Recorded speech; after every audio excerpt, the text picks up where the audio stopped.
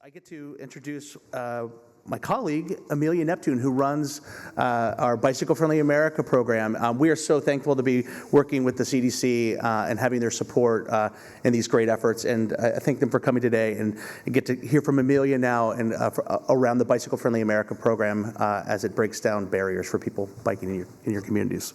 Over to you, Amelia. Hi, thank you. Thank you, Ken and Natija. It is really great to be a partner with the CDC, and we are really grateful to have the support of the CDC and the partnership of the Active People Healthy Nation initiative. We are really proud to be a part of that program and a partner to all of the other member groups that are participating in it. And this year, we're really thrilled that one of the things we get to do as part of that is developing a new training for bicycle-friendly communities to help them empower their staff to make the changes that I'll be talking about today.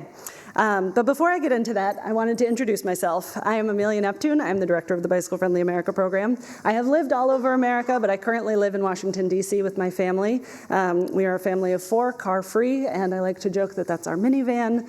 We almost broke down and bought a car during COVID when trains were, unreliable and whatnot, but we got this cargo bike instead, and now we own 2 cargo bikes because the kids have outgrown being able to ride it together.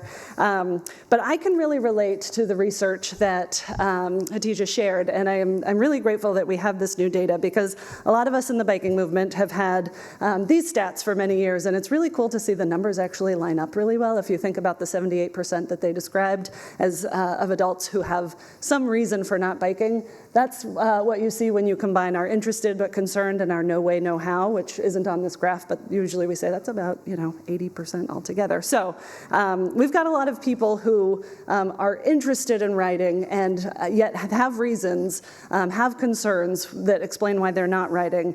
And I'm going to be honest, I kind of straddle the line between interested but concerned and somewhat confident, and sometimes those reasons get me and, I walk or I take transit instead. And so I understand, and it makes my job feel really important to me because I think of this as I'm trying to break down those barriers for other people so that we can all start, walking and biking and taking the mode of transportation that we want to take without those concerns. But we know that we have a lot of work to do. We know the data is very clear. Not very many people are walking or biking to work. We know that the data itself is a challenge, relying on the ACS data from the Census Bureau doesn't give us the complete picture of who's walking and biking, but it gives us a sense that not a lot of people are walking and biking.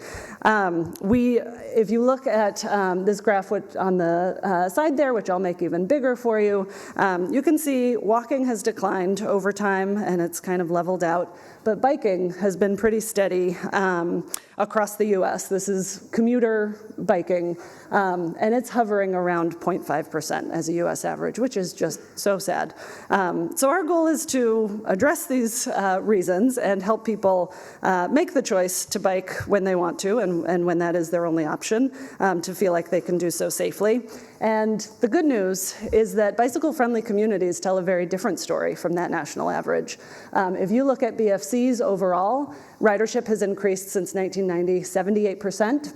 If you look at silver and higher bicycle-friendly communities, it's 102%. That's compared to the US average, which is at 26%. But so many communities are bicycle-friendly communities now that if you compare it to communities that aren't BFCs, they've gone down 31% since 1990. So the data shows us, the limited data we have, that BFCs work. They are places that are breaking down barriers for people so that more people can ride. And that is what the BFA program is all about. We are in the business of breaking down barriers. Whether that is snow, which might keep someone from riding if you're not plowing it properly, whether that's heat, which you can help prevent with shade trees, as Ken described. It adds a lot of safety benefits too.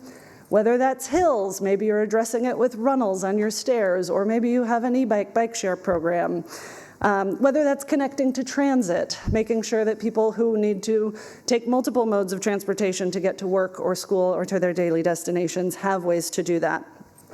Or whether it's using transit in the snow, like Anchorage, Alaska, which has added fat tire bike size bike racks on their buses, which I absolutely love. One of the reasons they're a silver level BFC. And it's making sure that there is access to bikes. If you don't own a bike, there's something like a bike share program, which is even possible in rural communities. This is a town in Kansas of 5,000 people, Iola, Kansas, and Thrive Allen County, one of our bicycle-friendly businesses, runs their bike share program. So this is possible for communities of all shapes and sizes. We also want to make sure that bikes of all shapes and sizes are available to everyone who needs it. So that includes access to adaptive bikes, like we see in Reno, Nevada, through the Reno Adaptive Cycling Center. And then, of course, access to bikes at transit. So again, you can combine all the modes of transportation, which works in communities of all shapes and sizes. It also means access to destinations, making sure you can get to your favorite brewery or your favorite restaurant, because sometimes the soup of the day is beer and you want to get there by bike, and that's great. It's also, your community garden. One of my favorite bicycle-friendly businesses is an all-volunteer community garden in Arvada, Colorado. It's making sure your city hall is easily accessible so that your mayor shows up and sees the bike parking right out front. It's making sure your schools are easily accessible by bike and have great places to store your bikes for your students and your teachers. Places to park your bike, absolutely critical. That's a component. One of those reasons that people might not bike, making sure their bike is still there at the end of the day, whether they're going to class or to the game or to the library. And again, making sure that those facilities meet the needs of every single rider on every single kind of bike. So adaptive bike parking as well. And of course, safe places to ride. Making sure that there are safe, comfortable, connected places that people can get around by bike, whether that's in a city, in a suburb, in a hot, sunny place, in a nice, shady place, along canals, and making sure those facilities are connected. This is a really cool thing that Bend, Oregon did, where they looked at all of their low-stress facilities and labeled them different colors whenever they didn't connect to another low-stress facility, so you can kind of see the islands where you can't get from one place to another without crossing some high-stress place. They can feel really good about all that pink, but they're not done. They want to get the entire network to be one color. And those connections also need to mean connecting different communities to each other. So pathways, trails that connect multiple communities to one another. And connecting people to their destinations, even if their destination is the mountains. And of course, making sure those places are safe to ride with families, people of all ages and all abilities, no matter where you are and what your route might take you by. So the key here, again, is safe places to ride all across the country in every single community. You also need to make sure you're learning how to ride, so safe places to learn to ride a bike, and opportunities to learn to ride a bike. Whether you're a child or an adult, whether you speak English or not.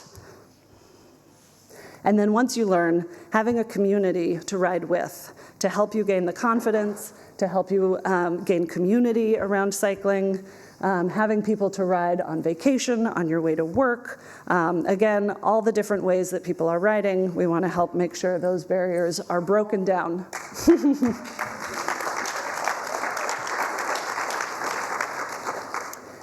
And so that is what the Bicycle Friendly America program is all about. Every single thing that I just described to you is a checkbox on the BFC application.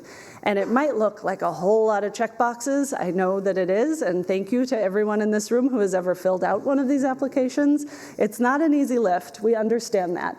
But I want you to understand that the reason every checkbox is there is because you're breaking down a barrier for someone in your community to ride a bike. And so we are breaking down those barriers one checkbox at a time. But the BFC program is so much more than checking boxes. It is giving communities the tools and the resources and the guidance to do better. We motivate them with awards, but we also give them feedback on how they can do more, even if they're at the platinum level. And we make sure they have the resources and the best practices and the guidance to learn how to build those safe facilities in the best way, how to evaluate their facilities on a micro scale, on a macro scale, how to build events that are inclusive and welcoming, how to make sure the education is reaching everyone so that people are learning to ride and gaining those skills and confidence. And the thing I want you to understand is that there is no one-size-fits-all for exactly what these things must look like. In our last round of BFC awards, our smallest community in Maine had 1,500 people. Our largest, Orange County, California, had 3 million. They both got bronze. They're both doing great things, but obviously very different things. Because just like we can't give everyone the exact same bike and expect them to be able to ride it, we can't give every community the exact same feedback and expect them to be able to implement it. So understanding which checkboxes make sense for each community is part of our goal. And the biggest goal of the BFC program is helping to institutionalize all of those changes. So these are not just the pet project of the one guy that loves to bike to work at the city. This is something that has policy behind it, that has plans behind it, that has budgets behind it, and systems like in-school education for every single kid. So that it's not just kids like mine who get a balance bike from the age of 2 learning to ride because their parents are encouraging them, but by the time my daughter was in 2nd grade here in Washington, D.C., every single one of her classmates knew how to ride too because they had 6 weeks of on-bike education as part of their PE curriculum. And it is about making sure communities are putting their money where their mouth is so that if their goal is to reach 20% mode share for bikes, they're putting 20% of their transportation funding into bike infrastructure. It's about supporting the leaders and the advocates, and we celebrate those leaders through awards and, again, giving them the feedback and the encouragement to keep making those improvements. And it is about continually making this cycle of support to encourage every person to ride a bike through all the different ways that is possible. And that, in turn, gives the political support to the leaders who can make the investments to make further improvements. And that is exactly why communities in the BFC program have higher ridership. They are making those investments. They are supporting these policies. They have these funds. And they are seeing the benefits where the more infrastructure they build, the more demand there is for infrastructure, the more support they're able to get for those improvements. So at the League, we currently see about 28% of Americans living in a bicycle-friendly community. Our goal is to make sure that more than half of America lives in a bicycle-friendly community by 2035. And we can only do that with your support. We need every advocate in every community supporting their bicycle-friendly community efforts, making sure those boxes are being checked. So with that, I turn it back to Bill, and I thank you for your time.